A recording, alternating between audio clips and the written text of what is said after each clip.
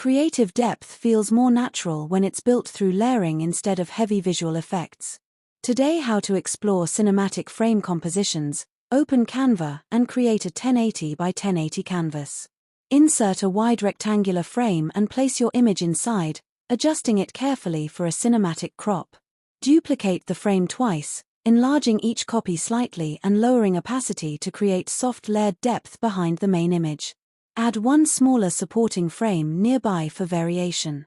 Select the background and apply a dark muted gradient for a cinematic mood.